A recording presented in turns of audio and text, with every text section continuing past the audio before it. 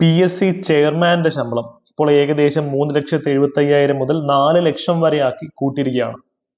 നേരത്തെയുള്ള ശമ്പളം ഏകദേശം 2,26,000 രൂപ മാത്രമായിരുന്നു അല്ലെ. അപ്പൊ പി എസ് സിയിലെ മറ്റ് അംഗങ്ങൾ പി എസ് സി മെമ്പേഴ്സിന്റെ ശമ്പളവും ഇപ്പോൾ ഏകദേശം 3.5 ലക്ഷം മുതൽ 3.25 ലക്ഷം വരെ ആയിട്ടുണ്ട്. നേരത്തെ അത് 2,19,000 ആയിരുന്നു. ഇത് ബേസിക് പേയും മറ്റ് അലവൻസുകളും എല്ലാം ഉൾപ്പെടെയാണ് ഈ പറയുന്നത്. എത്ര മനോഹരമായ ശമ്പളം അല്ലേ. ഇതൊക്കെ ഇപ്പം ഡിസ്ട്രിക്ട് ജഡ്ജിന്റെ ഒരു ലെവലിലേക്ക് ശമ്പളം ഉയർത്തിയിട്ടുണ്ട് അവർക്ക്, ബേസിക് പേയും കാര്യങ്ങളെല്ലാം. അപ്പൊ ഇത് കത്തി നിൽക്കുകയാണ് ന്യൂസിൽ. ഒരു 100 ചോദ്യം പോലും മര്യാദയ്ക്ക് ഇടാൻ അറിയാത്ത പി എസ് സിക്ക് എന്തിനാണ് ഇത്രയും ശമ്പളം കൊടുക്കുന്നത് എന്നുള്ള രീതിയിലുള്ള ആക്ഷേപം വരെ പുറത്തു വരുന്നുണ്ട്. ഇപ്പൊ നിങ്ങൾ മനസ്സിലാക്കേണ്ടത്, പബ്ലിക് സർവീസ് കമ്മീഷൻ എന്ന് പറയുന്നത് ഭരണഘടനാ സ്ഥാപനമാണ്. കോൺസ്റ്റിറ്റ്യൂഷനകത്ത് വളരെ വലിയ പ്രാധാന്യമുള്ള നമ്മുടെ മെറിറ്റ് സിസ്റ്റത്തിന്റെ വാച്ച് ഡോഗായ ഒരു മഹത്തായ ഒരു പ്രസ്ഥാനമാണ് പി എസ് സി. അപ്പൊ ആ പി എസ് സിയെ പറ്റിയാണ് പല രീതിയിലുള്ള വിമർശനങ്ങൾ വരുന്നത്. കാര്യം ഗവൺമെന്റിനെതിരായിട്ടുള്ളൊരു ടൂളായിട്ടാണ് പലപ്പോഴും നമ്മുടെ കേരളത്തിൽ മാത്രമല്ല ഒരുവിധ സംസ്ഥാനങ്ങളിലെല്ലാം പബ്ലിക് സർവീസ് കമ്മീഷൻ നോക്കിക്കാണുന്നത്. സോ ഉള്ളതിനും ഇല്ലാത്തതിനും എല്ലാം കുറ്റം കേൾക്കുക എന്നുള്ളതാണ് പി എസ് സിയുടെ വിധി. അതിന്റെ ഭാഗമായിട്ട് ഇപ്പൊ ഇഷ്ടം പോലെ ട്രോളും വരുന്നുണ്ട്. ഇവിടെ ഒരു അപകടം ഒളിഞ്ഞിരിപ്പുണ്ട്. എന്താണെന്നറിയോ? ഇതെല്ലാം പി എസ് സിയും കണ്ടുകൊണ്ടിരിക്കുകയാണ്. അപ്പം പി എസ് സി അംഗങ്ങളുടെ ശമ്പളം അല്ലെങ്കിൽ ചെയർമാന്റെ ശമ്പളം മനസ്സിലാക്കിയിട്ടുള്ള നിങ്ങൾ എന്തായാലും പബ്ലിക് സർവീസ് കമ്മീഷൻ എന്ന് പറഞ്ഞ ഈ ടോപ്പിക് അരച്ച് കലക്കി ഇനി അങ്ങ് പഠിച്ചേ പറ്റത്തുള്ളൂ. കാര്യം ഇവിടുന്ന് ചലഞ്ചിങ് ആയ ഒരു ചോദ്യം ചോദിക്കാൻ പി എസ് സിക്ക് തോന്നിയാൽ പി എസ് സിയെ കുറ്റം പറയാൻ പറ്റത്തില്ല. ഒരു പണി തരട്ടെ എന്ന് നമുക്ക് തോന്നിക്കഴിഞ്ഞാൽ ഒരു കുറ്റം പറയാൻ ഒക്കത്തില്ല. കാര്യം പബ്ലിക് സർവീസ് കമ്മീഷൻ എന്ന് പറയുന്ന ഈ ടോപ്പിക് നമ്മുടെ സിലബസിലുള്ളതാണ്. 10th +2 degree level P S C പരീക്ഷകൾക്കും യു പി എസ് സി പരീക്ഷയ്ക്കും ഒക്കെ റാങ്ക് മേക്കിംഗ് ആയി ചോദ്യങ്ങൾ വന്നുകൊണ്ടിരിക്കുന്ന മേഖലയാണിത്. ഇത്രയും ന്യൂസിൽ കത്തി നിൽക്കുന്നത് കൊണ്ട് തന്നെ ഇതിലെ അഡീഷണൽ പോയിന്റ്, പുതിയ പോയിന്റുകൾ പി എസ് സിക്ക് ഇനി ചോദിക്കാൻ സാധ്യതയുള്ള ഇതിൽ ചോദിച്ചിട്ടില്ലാത്ത പോയിന്റുകൾ ഒക്കെ നമുക്ക് ഇന്നങ്ങ് അരച്ച് കലക്കി പഠിക്കാം. കുറച്ച് ആഴത്തിലുള്ള ഒരു പോയിന്റ് ആയിരിക്കും ഇത്. ഇപ്പൊ ക്ലാസ് കഴിയുമ്പോൾ നിങ്ങൾക്ക് കൃത്യമായി മനസ്സിലാവും എന്താണ് പബ്ലിക് സർവീസ് കമ്മീഷൻ എന്ന് പറയുന്ന ആ ബോഡിയുടെ ഒരു പ്രാധാന്യം, ഗ്രാവിറ്റി എന്താണെന്ന് മനസ്സിലാവും. അതിനുശേഷം നിങ്ങൾ തന്നെ അഭിപ്രായപ്പെടുക എന്താണ് ഇതിന്റെ ഒരു വേ ഫോർവേഡ് എന്നുള്ളത് അല്ലെ.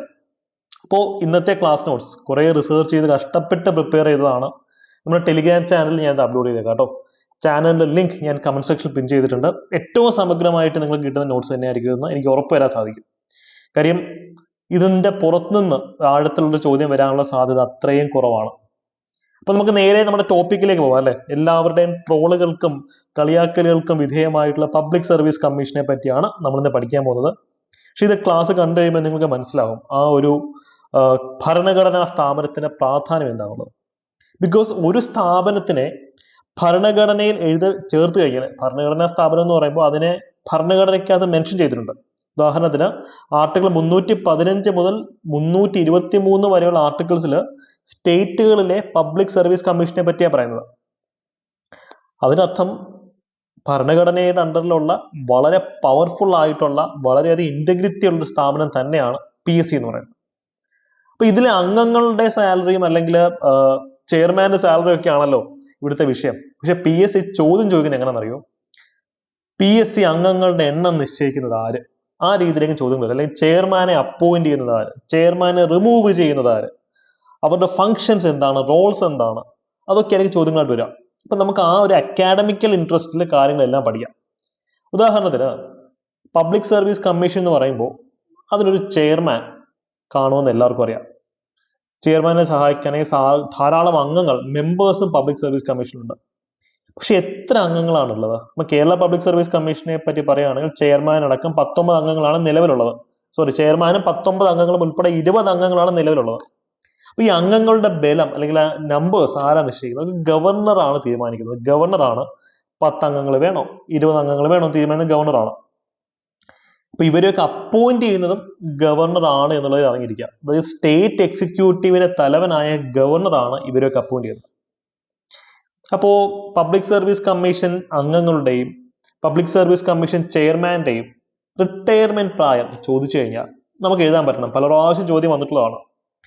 62 വയസ്സ് വരെ മാക്സിമം അവർക്ക് ആ ഒരു ഓഫീസിലിരിക്കാം. അതല്ലെങ്കിൽ മാക്സിമം 6 വർഷം വരെ അവർക്ക് ഓഫീസിലിരിക്കാം. ഇതിൽ ഏതാണോ നേരത്തെ വരുന്നത് ആ ഒരു കണ്ടീഷനായിരിക്കും ഇവിടെ പ്രിവെയിൽ ചെയ്യുക. ഒന്നുകിൽ 6 വർഷം അല്ലെങ്കിൽ 62 വയസ്സ്. ഇതാണ് ഇവിടുത്തെ ഒരു കണ്ടീഷൻ. ഇവിടുത്തെ ഒരു പ്രശ്നം എന്താണെന്നറിയോ? പി എസ് സി അംഗങ്ങൾക്കോ അല്ലെങ്കിൽ പി എസ് സി ചെയർമാനോ ആ ഒരു റോളിൽ ഇരുന്ന് കഴിഞ്ഞാൽ പിന്നെ ഗവൺമെന്റിന്റെ അണ്ടറിൽ ഒരു എംപ്ലോയ്മെന്റും കിട്ടത്തില്ല. അതിന്റെ കാര്യം ഞാൻ താഴോട്ട് പറയാം. അവർക്ക് പിന്നെ എംപ്ലോയ്മെന്റ് ഓപ്പർച്യൂണിറ്റി കുറവാണ്. ഇപ്പൊ പലരും കുറ്റം വന്നിട്ട് 6 കൊല്ലം കഴിഞ്ഞാൽ ചെയർമാനും അംഗങ്ങൾക്കൊക്കെ പെൻഷൻ കൊടുക്കുന്നു.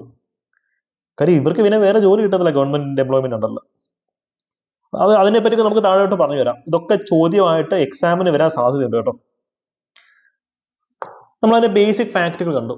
ഇനി നമുക്ക് നോക്കേണ്ടത് ഇവരെ എങ്ങനെയാണ് റിമൂവ് ചെയ്യാൻ പറ്റുക. ചെയർമാൻ അല്ലെങ്കിൽ അംഗങ്ങൾ ഇവരെങ്ങനെ റിമൂവ് ചെയ്യും? എപ്പോഴും പത്രങ്ങളിൽ പറയുന്നതാണ് PSC ചെയർമാനെ റിമൂവ് ചെയ്യണം, അല്ലെങ്കിൽ അംഗങ്ങളെ റിമൂവ് ചെയ്യണം. കാര്യം ഇടുന്ന ചോദ്യങ്ങളിനകത്തൊക്കെ മിസ്റ്റേക്സ് വരുന്നു, അത് വരുന്നു, ഇത് വരുന്നു, കാലതാമസം, റാങ്ക് ലിസ്റ്റ് പ്രസിദ്ധീകരിക്കുന്ന കാലതാമസം. പക്ഷെ അത്ര എളുപ്പത്തിൽ നമുക്ക് പുറത്താക്കാൻ പറ്റുന്ന അംഗങ്ങളല്ല ഇവര്. നിങ്ങൾ മനസ്സിലാക്കുന്ന പ്രധാനപ്പെട്ട ഒരു കാര്യം എന്താണെന്ന് വെച്ച് കഴിഞ്ഞാൽ, ഇന്ത്യയിൽ ഇത്രയും അപ്പോയിന്റ്മെന്റ് നടത്തുന്ന ഒരു പബ്ലിക് സർവീസ് കമ്മീഷൻ വേറെ ഇല്ല. ഇത്രയും കറപ്ഷൻ കുറഞ്ഞ, അല്ലെങ്കിൽ ഇത്രയും ഇ ഗവേണൻസ്, അല്ലെങ്കിൽ നമുക്ക് വളരെ ട്രാൻസ്പെറന്റ് ആണ്. RTI കൊടുത്ത എന്ത് ഇൻഫർമേഷൻ നമുക്ക് കിട്ടും. ഇത്രയും ട്രാൻസ്പെറന്റ് ആയ, ഇത്രയെങ്കിലും കറപ്ഷൻ കുറഞ്ഞ മറ്റൊരു പബ്ലിക് സർവീസ് കമ്മീഷൻ ഇന്ത്യയിൽ ഉണ്ടോ എന്ന് ചോദിച്ചു കഴിഞ്ഞാൽ വലിയൊരു ചോദ്യചിഹ്നമാണ്. എന്റെ അറിവിലില്ല. ഇത്രയും അപ്പോയിന്റ്മെന്റ് നടത്തുന്ന, ഇത്രയും ആൾക്കാർക്ക് ജോലി കൊടുക്കുന്ന, ഇത്രയും മാന്യമായിട്ട് പരീക്ഷ നടത്തുന്ന നമ്മൾ എപ്പോഴും കമ്പയർ ചെയ്ത് വേണം പറയാം. PSC പെർഫെക്റ്റ് ആണെന്നല്ല ഞാൻ പറയുന്നത്. പക്ഷെ എപ്പോഴും നമ്മൾ PSCയെ കമ്പയർ ചെയ്യേണ്ടത് മറ്റ് സംസ്ഥാനങ്ങളിലെ PSCകളുമായിട്ടാണ്. അപ്പൊ അത് വെച്ച് നോക്കുമ്പോൾ വളരെ ഭേദമാണ് കേരളത്തിലെ PSC എന്ന് പറയുന്നത്. അതവിടെ ഇരിക്കട്ടെ. നമുക്ക് എങ്ങനെയാണ് PSC ചെയർമാനെ, അംഗങ്ങളെ റിമൂവ് ചെയ്യാൻ പറ്റുമെന്ന് നോക്കാം. നമ്മൾ ഒരു കാര്യം നേരത്തെ കണ്ടു, ഗവർണറാണ് ഇവരെയൊക്കെ അപ്പോയിന്റ് ചെയ്യുന്നത്. അപ്പൊ സ്വാഭാവികമായിട്ടും ഗവർണറിന് ഇവരെ റിമൂവ് ചെയ്തുകൂടെ എന്നുള്ള ചിന്ത വരും. പറ്റത്തില്ല. ഇവരെ റിമൂവ് ചെയ്യാനുള്ള അധികാരം പ്രസിഡന്റിന് മാത്രമേ ഉള്ളൂ. അതാണ് ഇതിന്റെ ഹൈലൈറ്റ്. ഇവർക്ക് രാജിവെക്കണമെങ്കിൽ രാജിക്കത്ത് സമർപ്പിക്കുന്നത് ഗവർണറിനാണ്, അതിൽ സംശയമൊന്നുമില്ല. ഇവിടെ അവരെ പുറത്താക്കുകയാണ്, അവരുടെ അനുവാദമില്ലാതെ നമ്മൾ പുറത്താക്കുകയാണ്. അതിനുള്ള അധികാരം പ്രസിഡന്റിന് മാത്രമേ ഉള്ളൂ എന്നുള്ളത് മനസ്സിലാക്കാം. പ്രസിഡന്റിനും ചുമ്മാ കയറി ചെയ്യാൻ ഒക്കത്തില്ല. എങ്ങനെയാണ് ഒരു വ്യക്തിയെ റിമൂവ് ചെയ്യേണ്ടത്, PSC ചെയർമാനെ ആയിക്കോട്ടെ, PSC അംഗങ്ങളെ ആയിക്കോട്ടെ, എങ്ങനെ റിമൂവ് ചെയ്യണമെന്ന് കോൺസ്റ്റിറ്റ്യൂഷനിൽ വളരെ വ്യക്തമായി എഴുതിയിട്ടുണ്ട്. കോൺസ്റ്റിറ്റ്യൂഷൻ അണ്ടറിൽ ഇവരെ റിമൂവ് ചെയ്യാനുള്ള പ്രൊവിഷൻസ്, എന്തൊക്കെ കാരണങ്ങൾ കൊണ്ട് ഇവരെ റിമൂവ് ചെയ്യണമെന്ന് എഴുതി വെച്ചിട്ടുണ്ട്. അതിന് പുറത്ത് നിന്നുകൊണ്ട് റിമൂവ് ചെയ്യുക, ചുമ്മാ അതാണ് അത്രയും പവർഫുൾ ബോഡിയാണ്. ചുമ്മാ കയറി പ്രസിഡന്റിനെ നാളെ രാവിലെ ചായ കുടിച്ചുകൊണ്ടിരുന്നപ്പാ നാളെ കേരള PSC ചെയർമാനെ പിരിച്ചുവിടാം, അല്ലെങ്കിൽ മെമ്പറിനെ പിരിച്ചുവിടാം എന്ന് പ്രഖ്യാപിക്കാൻ ഒക്കത്തില്ല. കാര്യം കോൺസ്റ്റിറ്റ്യൂഷൻ അണ്ടറിൽ കൃത്യമായി എഴുതി വെച്ചിട്ടുണ്ട് ഇന്ന കാരണങ്ങൾ കൊണ്ട് മാത്രമേ പറ്റുള്ളൂ എന്ന് എഴുതി വെച്ചിട്ടുണ്ട്. അതിൽ ഒരു കാരണമാണ് മിസ്ബിഹേവിയർ, പെരുമാറ്റ ദൂഷ്യം. ഇങ്ങനെ വന്നാൽ പോലും ഇപ്പോൾ ഒരു PSC ചെയർമാൻ അല്ലെങ്കിൽ PSC അംഗങ്ങൾ പെരുമാറ്റ ദൂഷ്യം കാണിച്ചു എന്ന് പറഞ്ഞാൽ പ്രസിഡന്റിന് അവരെ ചാടിക്കയറി പുറത്താക്കാൻ ഒക്കത്തില്ല. ആദ്യമേ പ്രസിഡന്റ് എന്ത് ചെയ്യണം?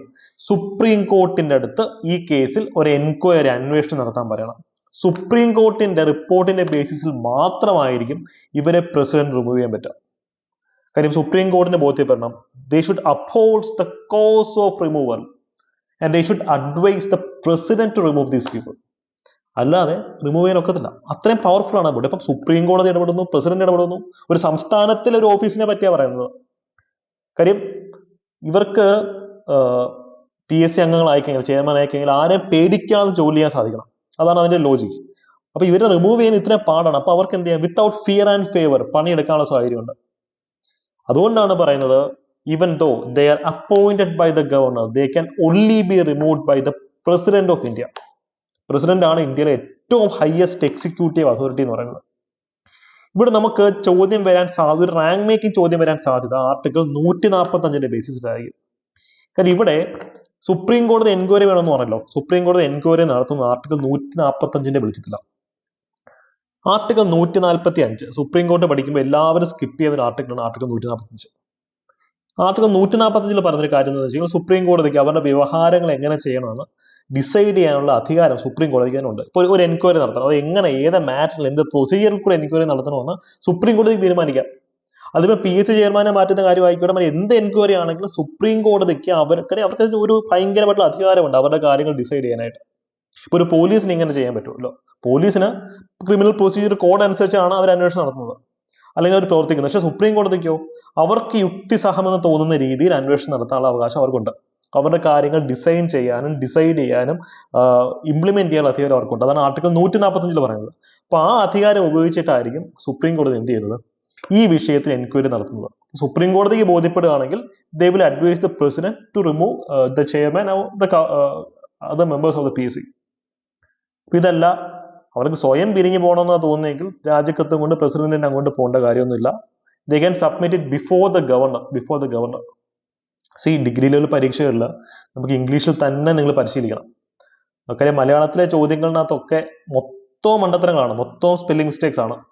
അതും പി സിയുടെ മറ്റൊരു ഇഷ്യൂ ആയിട്ട് പല ആൾക്കാരും പറയുന്നുണ്ട്. കാര്യം ഡിഗ്രി ലെവൽ എക്സാംസിൽ നിങ്ങൾ കമ്പയർ ചെയ്യുക, തമിഴ്നാടിന്റെ LDC പരീക്ഷകളുടെ പേപ്പർ എടുത്ത് നോക്കുക, അത് ഇംഗ്ലീഷിലാണ്. കേരളത്തിൽ അത് മലയാളത്തിൽ തന്നെ കൊടുത്തിട്ടുണ്ട്. പല കാര്യത്തിലും നമ്മുടെ PSC വളരെ ഭേദമാണ്, അല്ലെങ്കിൽ പ്രോ സ്റ്റുഡൻസ് ആണെന്നുള്ള കാര്യം തിരിച്ചറിയാം. തമിഴ്നാടിന്റെ PSC വെബ്സൈറ്റിൽ കയറിയിട്ട് അവർ എഡിക്കുന്ന പരീക്ഷയുടെ ചോദ്യപേപ്പർ ഒന്ന് ഡൗൺലോഡ് ചെയ്ത് നോക്കുമ്പോൾ നിങ്ങൾക്ക് കാര്യത്തിനെ പറ്റി മനസ്സിലാവും. ഇവിടെ ചോദിക്കുന്നതിന്റെ 10 ഇരട്ടി ടഫ് ചോദ്യങ്ങളാണ് അവിടെ ചോദിച്ചുകൊണ്ടിരിക്കുന്നത്. Okay, yes. കാര്യം ഞങ്ങൾ ടെസ്റ്റ് സീരീസ് ഒക്കെ ചെയ്യുമ്പോൾ ഈ മദർ സ്റ്റേറ്റ് PSCയിലെ ചോദ്യപേപ്പറുകളൊക്കെ അരച്ചു പറക്കി അവിടെ നിന്ന് വരാൻ സാധ്യതയുള്ള ചോദ്യങ്ങൾ സഹിതമാണ് ചെയ്യുന്നത്. അപ്പൊ ആ ഒരു അനുഭവത്തിന്റെ വെളിച്ചത്തിലാണ് ഞാൻ ഇതൊക്കെ പറയുന്നത്. അതവിടെ ഇരിക്കട്ടെ. അപ്പോൾ PSC ചെയർമാൻ അല്ലെങ്കിൽ PSC അംഗങ്ങളെ റിമൂവ് ചെയ്യാനുള്ള ഒരു കാരണം നമ്മൾ കണ്ടു, ഇതാണ് മിസ്ബിഹേവിയർ. പിന്നെ മറ്റൊരു പ്രധാനപ്പെട്ട കാരണങ്ങൾ കോൺസ്റ്റിറ്റ്യൂഷനിൽ തന്നെ പറയുന്നുണ്ട്. അതെന്താണെന്ന് വെച്ച് കഴിഞ്ഞാൽ, ഇഫ് ഹീസ് അഡ്ജഡ്ജ്ഡ് ആൻഡ് ഇൻസോൾവെന്റ്. എന്തോ ഒരു കട്ടി വാക്കാന്ന് തോന്നും. പാപ്പരാവുക എന്നതാണ് ഈ വാക്കിനർത്ഥം. അഡ്ജഡ്ജ്ഡ് ആൻഡ് ഇൻസോൾവെന്റ്. അപ്പൊ ഒരാൾ പാപ്പരായാൽ അയാളെ പുറത്താക്കാൻ പറ്റും. കാര്യം ഇതാണ് നമ്മുടെ ഒരു എത്തിക്സിന്റെ അത് നമ്മൾ പറയുന്ന ഒരു സ്കൂൾ ഓഫ് തോട്ടാണത്. ഒരു വ്യക്തിയുടെ കയ്യിൽ 10 പൈസ പോലും എടുക്കാനില്ലെങ്കിൽ അയാൾ ജീവിക്കാൻ വേണ്ടി ഒരുപക്ഷെ കറപ്ഷൻ കാണിച്ചേക്കാം എന്നൊരു സിദ്ധാന്തമുണ്ട് വിർച്വൽ എത്തിക്സിനകത്ത്. നമ്മൾ അങ്ങോട്ട് പോകേണ്ട കാര്യമില്ല. അപ്പൊ അതുകൊണ്ടാണ് ഒരിക്കലും PSC ചെയർമാനോ PSC അംഗങ്ങളോ പാപ്പരായിരിക്കാൻ പാടില്ല. പാപ്പരായെന്ന് വെച്ചാൽ കയ്യിൽ 5 പൈസ ഇല്ലാത്ത അവസ്ഥ. അങ്ങനെ വന്നു കഴിഞ്ഞാൽ അയാളെ റിമൂവ് ചെയ്യാം. കാര്യം സ്വാഭാവികമായിട്ടും അത്തരത്തിൽ ആ വ്യക്തി കറപ്ഷൻ കാണിക്കാൻ സാധ്യതയുണ്ട്. ഇത് കംപ്ലീറ്റ്ലി ശരിയാണെന്നല്ല ഞാൻ പറയുന്നത്. ഇതിന് പിന്നിലെ ലോജിക്, കോൺസ്റ്റിറ്റ്യൂഷണൽ മൊറാലിറ്റി എന്താണെന്നാണ് ഞാൻ എക്സ്പ്ലെയിൻ ചെയ്യുന്നത്. നിങ്ങൾക്ക് മനസ്സിലായെന്ന് വിശ്വസിക്കുന്നു. മറ്റൊരു കണ്ടീഷൻ എന്ന് വെച്ച് കഴിഞ്ഞാൽ, PSC ചെയർമാനോ PSC മെമ്പറോ ആ സീറ്റിൽ, ആ ഒരു ചെയറിൽ ഇരുന്നു കൊണ്ട് മറ്റെന്തെങ്കിലും പണിയെടുക്കാൻ പോയി കഴിഞ്ഞാൽ other paid employment. Suppose PSC ചെയർമാനായിട്ട് വർക്ക് ചെയ്യുന്നു, ഇൻഫോസിസിൽ ഒരു കമ്പ്യൂട്ടർ എഞ്ചിനീയറായിട്ട് വർക്ക് ചെയ്യുന്നു, അത് പറ്റത്തില്ല. When he assumes the office of chairman or as a member of the PSC, മറ്റ് ജോലികളൊക്കെ ഉപേക്ഷിക്കണം. വേറെ ഒരു പെയ്ഡ് എംപ്ലോയ്മെന്റിൽ ഇരിക്കാൻ പാടില്ല. കാര്യം കോൺഫ്ലിക്റ്റ് ഓഫ് ഇൻട്രസ്റ്റ് വരും, അല്ലെ? കോൺഫ്ലിക്റ്റ് ഓഫ് ഇൻട്രസ്റ്റ് വരും. പിന്നെ വട്ടുണ്ടാവാൻ പാടില്ല, അതാണ് അതുകൊണ്ട് ഉദ്ദേശിക്കുന്നത്. If he's unfit because of infirmity of mind or body. ശാരീരികമോ മാനസികവുമായിട്ടുള്ള ഇൻഫർമിറ്റി, അസ്വാഭാവികതകൾ അല്ലെങ്കിൽ അസ്വസ്ഥതകൾ ഉണ്ടാവാൻ പാടില്ല എന്ന് പറയുന്നത്. മെന്റലി ആൻഡ് ഫിസിക്കലി സ്റ്റേബിൾ അല്ലാത്തൊരു വ്യക്തി ഒരിക്കലും ആ ഒരു കോൺസ്റ്റിറ്റ്യൂഷണൽ ഓഫീസിൽ പെർഫോം ചെയ്യാൻ ഒക്കത്തില്ല. നമ്മൾ പല PSC ചെയർമാന്റെ അല്ലെങ്കിൽ അംഗങ്ങളുടെ ഒക്കെ കാര്യത്തിൽ പറയുന്നതാണ്, അവർ ആഴ്ചയിൽ മിക്കവാറും 7 ദിവസം വർക്കിംഗ് ആയിരിക്കും. ഇന്റർവ്യൂ എടുക്കുന്നത് മുതൽ മറ്റ് പല പ്രധാനപ്പെട്ട ഫയലുകൾ ഹാൻഡിൽ ചെയ്യുന്നത് അടക്കമുള്ള കാര്യങ്ങൾ അവർ ചെയ്യുന്നുണ്ട്. ആഴ്ചയിൽ 7 ദിവസത്തോളമൊക്കെ വർക്കിംഗ് ആണെങ്കിൽ മാത്രമേ അവരുടെ കാര്യങ്ങൾ ചെയ്ത് തീർക്കാൻ ഒക്കത്തുള്ളൂ.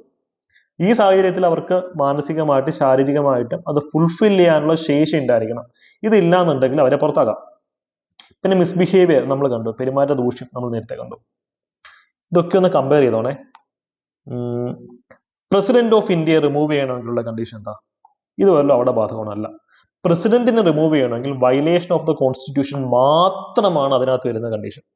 പക്ഷെ കണ്ടോ, ഇവരെയൊക്കെ റിമൂവ് ചെയ്യണമെങ്കിൽ കുറേ കണ്ടീഷൻസ് കൊടുത്തിട്ടുണ്ട്. പക്ഷെ പ്രസിഡന്റിനെ റിമൂവ് ചെയ്യണമെങ്കിൽ ഒറ്റ കണ്ടീഷനേ ഉള്ളൂ, വയലേഷൻ ഓഫ് ദ കോൺസ്റ്റിറ്റ്യൂഷൻ, അല്ലേ? അതവിടെ ഇരിക്കട്ടെ. നമുക്ക് PSCയുടെ കോൺസ്റ്റിറ്റ്യൂഷണൽ ഡയമെൻഷൻസ് കണ്ടു, ശമ്പളം കണ്ടു, എങ്ങനെയാണ് അവരെ അപ്പോയിന്റ് ചെയ്യുന്നത് കണ്ടു, എങ്ങനെയാണ് അവരെ റിമൂവ് ചെയ്യുന്നത് കണ്ടു. ഇനിയാണ് നിങ്ങളൊരു സത്യം മനസ്സിലാക്കേണ്ടത്. ഇത് നമുക്ക് പരീക്ഷയ്ക്ക് വരാൻ വളരെയധികം സാധ്യതയുള്ള ഒരു മേഖലയാണ്. ഇവരൊക്കെ ഈ പൊസിഷനിൽ ഇരുന്നിട്ട് ഇറങ്ങിക്കഴിഞ്ഞാൽ പിന്നെ വേറെ പണിയൊന്നും കിട്ടത്തില്ല. ഇങ്ങനെ ഗവൺമെന്റ് എംപ്ലോയ്മെന്റിനുണ്ടെങ്കിൽ മറ്റു പണിയൊന്നും കിട്ടത്തില്ല. കാര്യം PSC ചെയർമാൻ അല്ലെങ്കിൽ PSC മെമ്പേഴ്സ് എന്ന് പറയുന്നത് അത്രത്തോളം പൊളിറ്റിക്കലി ന്യൂട്രൽ ആയിരിക്കണം. ഒരു പൊളിറ്റിക്കൽ പാർട്ടിയെയും ഇങ്ങനെ എന്താ പറയുക താങ്ങി നിൽക്കാൻ പാടില്ല എന്നൊരു കോൺസെപ്റ്റ് ഉണ്ട്. അതുകൊണ്ട് തന്നെ ഇവര് ഭരിക്കുന്ന സമയത്ത് അല്ലെങ്കിൽ ഇവർ അധികാരത്തിലിരിക്കുന്ന സമയത്ത് ഞാൻ ഇന്ന പാർട്ടിക്ക് ഇത്തിരി ഫേവർ ചെയ്തു കഴിഞ്ഞാൽ ആ പാർട്ടി അധികാരത്തിൽ എത്തുമ്പോൾ എനിക്ക് അവരുടെ അണ്ടറിൽ വേറെ ജോലി കിട്ടും എന്നുള്ള പ്രതീക്ഷയിൽ ഇവർ വർക്ക് ചെയ്യാൻ പാടില്ല. അതുകൊണ്ടാണ് പറയുന്നത് ദേ ആർ ഇൻഎലിജിബിൾ ഫോർ റീഅപ്പോയിന്റ്മെന്റ്. ഇവർ റീഅപ്പോയിന്റ് ചെയ്യാൻ പറ്റത്തില്ല. ചെയർമാൻ, ഒരു പബ്ലിക് സർവീസ് കമ്മീഷന്റെ ചെയർമാൻ എന്ന് വെച്ച് കഴിഞ്ഞാൽ അയാൾക്ക് അതേ പബ്ലിക് സർവീസ് കമ്മീഷന്റെ ചെയർമാനായിട്ട് ഒരു വട്ടം കൂടെ ഇരിക്കാൻ പറ്റത്തില്ല. ആ ഒരു കാലം ടെന്യൂർ കഴിഞ്ഞാൽ പിന്നെ പറ്റത്തില്ല. ഇയാൾക്ക് എന്ത് ചെയ്യുന്നറിയോ, ഈ വ്യക്തിക്ക് എന്തെന്നറിയോ, യൂണിയൻ പബ്ലിക് സർവീസ് കമ്മീഷന്റെ മെമ്പർ ആവാം, അല്ലെങ്കിൽ യൂണിയൻ പബ്ലിക് സർവീസ് കമ്മീഷന്റെ ചെയർമാൻ ആവാം, അല്ലെങ്കിൽ മറ്റ് സംസ്ഥാനങ്ങളുടെ PSC യുടെ ചെയർമാൻ ആവാം. അല്ലാതെ നേരത്തെ ഇരുന്ന സംസ്ഥാനത്തിന് ചെയർമാനായിട്ട് പിന്നെ ഒരു ടെന്യൂറും കൂടി ഇരിക്കാൻ പറ്റത്തില്ല. അതാണ് അതിന്റെ ഹൈലൈറ്റ്. അപ്പൊ മറ്റ് മെമ്പേഴ്സിന്റെ അവസ്ഥയോ? ഇപ്പൊ കേരള PSC ഒരു മെമ്പറിന് അദ്ദേഹത്തിന് ടെന്യൂർ കഴിഞ്ഞാൽ പിന്നെ ഒരു പ്രാവശ്യം കൂടെ കേരള PSC മെമ്പറായിട്ടിരിക്കാൻ ഒക്കത്തില്ല. പക്ഷെ കേരള PSC ചെയർമാൻ ആവാം, അത് കുഴപ്പമില്ല. അല്ലെങ്കിൽ അതർ സ്റ്റേറ്റ് PSCകളുടെ ചെയർമാൻ ആവാം, അല്ലെങ്കിൽ UPSCയുടെ കേസിലും കുഴപ്പമില്ല. UPSC ചെയർമാനോ UPSC മെമ്പറോ ഒക്കെ ആവും, കുഴപ്പമില്ല. നമ്മുടെ PSCയുടെ ചെയർമാൻ മെമ്പറായിട്ട് പിന്നെ ഒരു ആവർത്തികൾ വരാൻ പറ്റത്തില്ല, ഓർത്തിരിക്കുക. കാരണം ഇവർക്കുള്ള എംപ്ലോയ്മെന്റ് ഓപ്പർച്യൂണിറ്റീസ് അപ്പം കുറഞ്ഞു വരിക. ചുരുക്കി പറഞ്ഞാൽ ഇവർക്ക് സെക്കൻഡ് ടേം എന്നൊരു കോൺസെപ്റ്റ് ഇല്ല. രണ്ടാമത് ഒരു ടേമും കൂടി ഇവർക്ക് ആ ഓഫീസിൽ അതേ ചെയറിൽ ഇരിക്കാൻ പറ്റത്തില്ല. ഇവിടെ നമുക്ക് ചോദ്യങ്ങൾ വരും. ഒരു PSC ചെയർമാന് റിട്ടയർ ചെയ്ത് കഴിഞ്ഞാൽ പിന്നെ എന്തൊക്കെയാണ് ഓപ്പർച്യൂണിറ്റീസ് ഉള്ളത്? മറ്റ് സംസ്ഥാനങ്ങൾ ചെയർമാൻ ആവാൻ കുഴപ്പമില്ല, യൂണിയൻ പബ്ലിക് സർവീസ് കമ്മീഷന്റെ മെമ്പർ ആവാം, അല്ലെങ്കിൽ യൂണിയൻ പബ്ലിക് സർവീസ് കമ്മീഷന്റെ ചെയർമാൻ ആവാം. പക്ഷെ നമ്മുടെ സംസ്ഥാനത്ത് പറ്റില്ല എന്നുള്ള ചോദ്യത്തിരിക്കുക. ഇതുകൊണ്ടാണ് 6 വർഷം തികയുന്ന PSC ചെയർമാനും മെമ്പേഴ്സിനും പെൻഷൻ ഏർപ്പെടുത്തിയിട്ടുള്ളത്. പെൻഷൻ ഇവർക്ക് വേറെ ഗവൺമെന്റ് അണ്ടറിൽ വേറെ പണിയൊന്നും കിട്ടത്തില്ല. അപ്പോൾ ഇതൊരു ഫാക്ടറാണ്. ഇത് 100% നീതിയുക്തമാണോ എന്നൊക്കെ ചോദിച്ചു കഴിഞ്ഞാൽ ഇന്ത്യയിലെ എല്ലാ സംസ്ഥാനങ്ങളിലും ഇങ്ങനെ തന്നെയാണ്. മനസ്സിലായല്ലോ? നിങ്ങൾ മനസ്സിലാക്കേണ്ടത് ഇപ്പൊ PSC ചെയർമാന്റെ അംഗങ്ങളുടെ ശമ്പളം കൂട്ടി.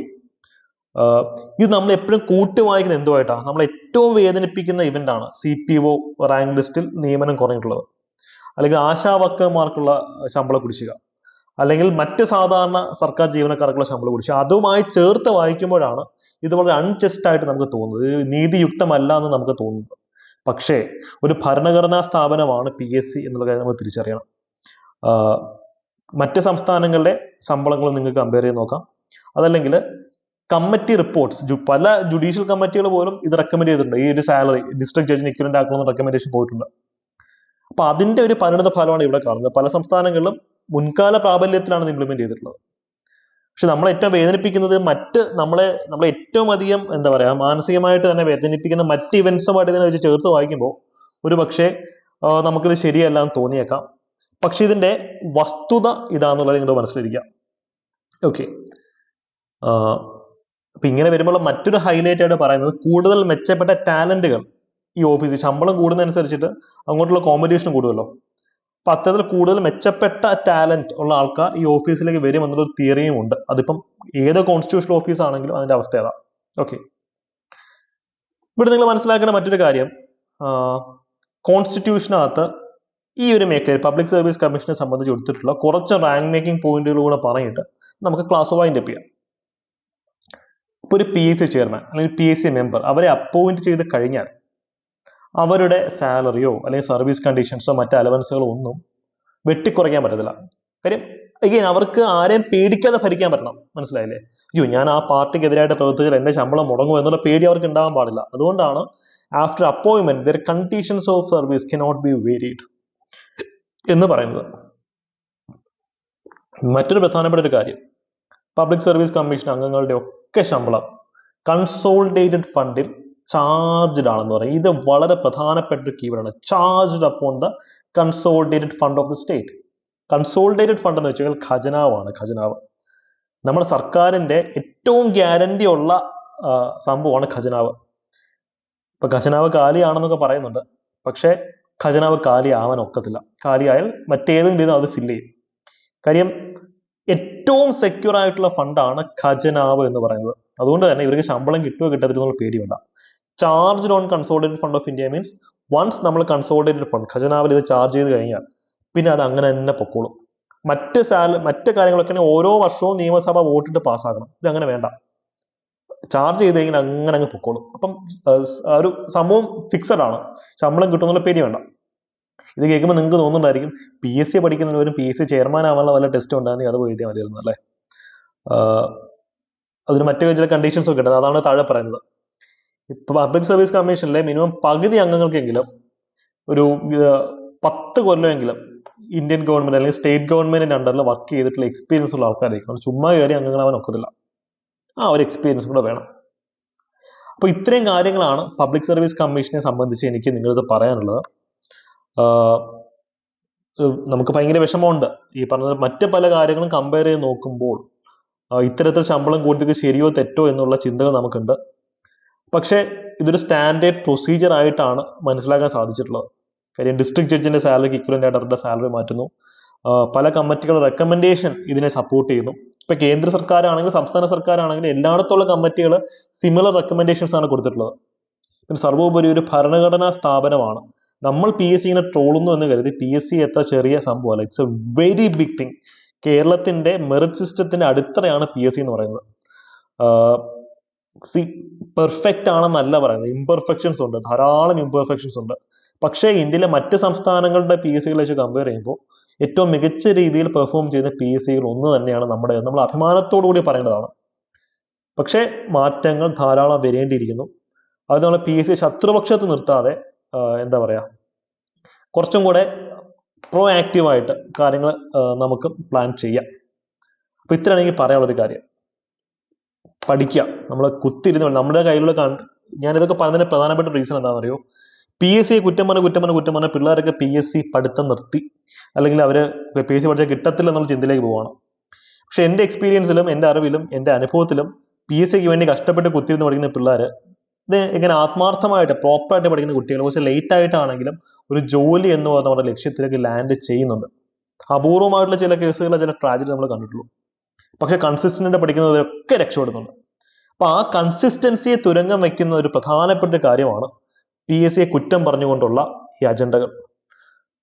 കുറ്റമില്ല എന്നല്ല ഞാൻ പറഞ്ഞു വരുന്നത്. പക്ഷെ ഞാൻ സ്റ്റുഡൻസിന്റെ ഭാഗത്തു നിന്നാണ് ചിന്തിച്ച് സംസാരിക്കുന്നത്.